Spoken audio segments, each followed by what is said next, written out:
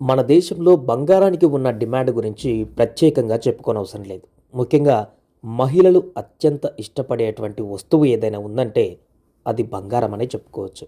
ఈ కారణంగానే ప్రపంచంలో ఉన్నటువంటి అన్ని దేశాలతో పోలిస్తే మన దేశంలో బంగారానికి ఉన్నటువంటి డిమాండ్ ఎక్కువ.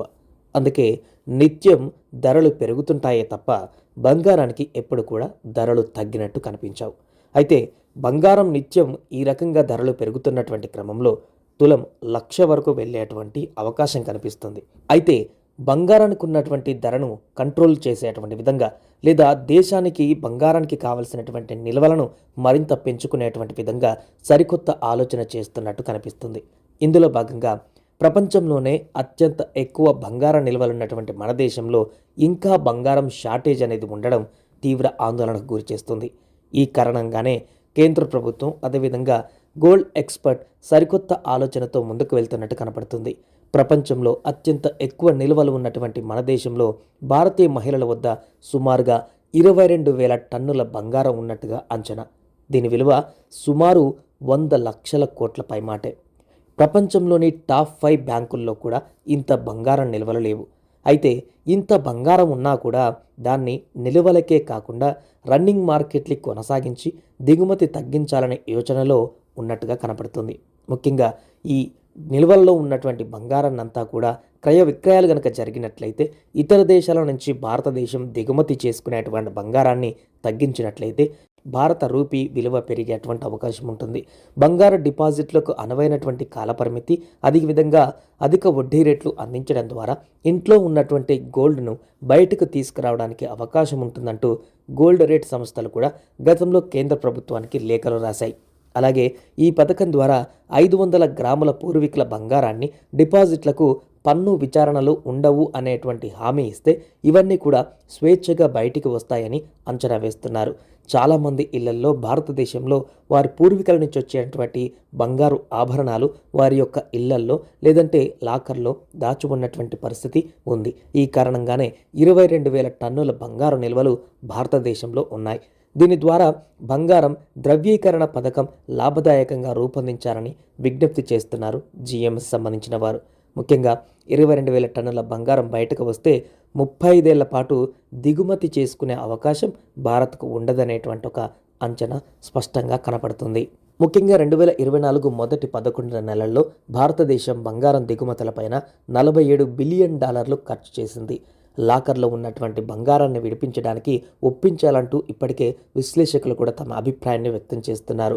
మన దగ్గర ఉన్నటువంటి లాకర్లలో ఉన్నటువంటి బంగారాన్ని క్రయ విక్రయాలకు లేదా పెట్టుబడులకు లేదా ఇతర అవసరాలకు లేదా ఇంకేదైనా కారణాల చేత లోన్ల కోసం కానీ బంగారాన్ని కనుక బయటికి తీసుకొచ్చినట్లయితే ఆ రొటేషన్ పద్ధతిలో బంగారం అంతా కూడా మార్కెట్లోకి వచ్చినట్లయితే ఇతర దేశాల నుంచి దిగుమతి చేసుకునేటువంటి అవకాశం భారత్కు చాలా వరకు తగ్గేటువంటి అవకాశం ఉంటుంది. దీని ద్వారా విదేశీ మారక ద్రవ్యం అనేది విపరీతంగా మిలియన్ల కొద్ది విదేశీ మారక ద్రవ్యం దిగుమతుల కారణంగా వృధా అయ్యేటువంటి ఆ ద్రవ్యాన్నంతా కూడా ఇతర ఖర్చులపైన ఉపయోగించేటువంటి అవకాశం ఉంటుంది.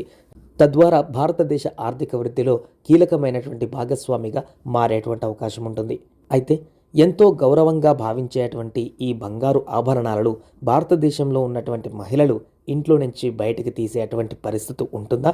ఇలాంటి సందర్భంలో మహిళలకు అదేవిధంగా భారతదేశంలో ఉన్నటువంటి కుటుంబాలకు అవగాహన కల్పించి వారి యొక్క అవసరాల నిమిత్తం ఇంట్లో ఉన్నటువంటి మగ్గుతున్నటువంటి బంగారాన్ని వారి అవసరాలకు బయటికి మార్పిడి చేయాల్సిన అవసరం ఉందని వారికి అవగాహన కల్పించాలంటూ కూడా చాలామంది విశ్లేషకులు తమ అభిప్రాయాన్ని వ్యక్తం చేస్తున్నారు. అలాగే భారతదేశంలో మహిళల వద్ద ఉన్నటువంటి బంగారంతో పాటుగా వ్యవస్థగత బంగారం సద్వినియోగం చేసుకోవడం ద్వారా కూడా ఈ యొక్క బంగారం నిల్వలను మరింతగా బయటకు తీసుకొచ్చేటువంటి అవకాశం ఉంటుంది. తద్వారా విదేశాల నుంచి దిగుమతి తగ్గించుకునేటువంటి అవకాశం ఉందంటూ చెప్తున్నారు. వ్యవస్థగత బంగారం అంటే మతపరమైనటువంటి సంస్థల వద్ద ఉన్నటువంటి బంగారం. ఉదాహరణకు టెంపుల్స్ అదేవిధంగా ఇతర మత సంస్థల వద్ద సుమారుగా 5,000 టన్నుల వరకు బంగారం నిల్వలు ఉన్నట్టుగా అంచనా.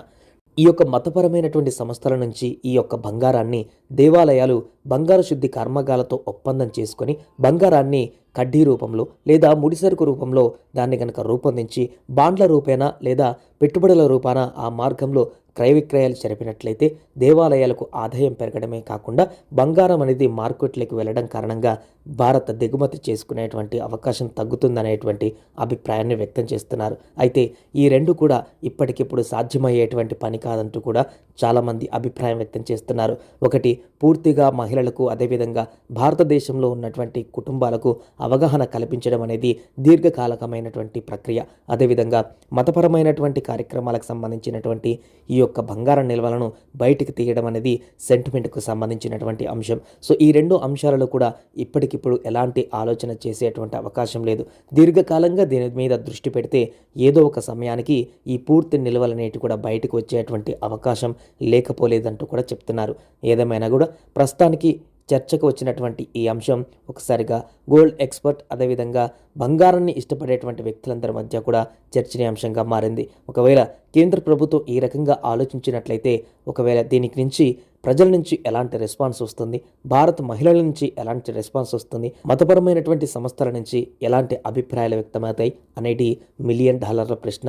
ఏదేమైనా కూడా ఇండియాలో 22,000కు పైగా టన్నుల బంగారం నిల్వలు వృధాగా మారినటువంటి సందర్భంలో, నిల్వలకు మాత్రమే పేరుకుపోయినటువంటి సందర్భంలో దాన్ని సద్వినియోగం చేసుకోవడం ద్వారా మన దేశానికి ఎంతో ఉపయోగకరంగా మారుతుందంటూ చాలామంది అభిప్రాయాన్ని వ్యక్తం చేస్తున్నారు.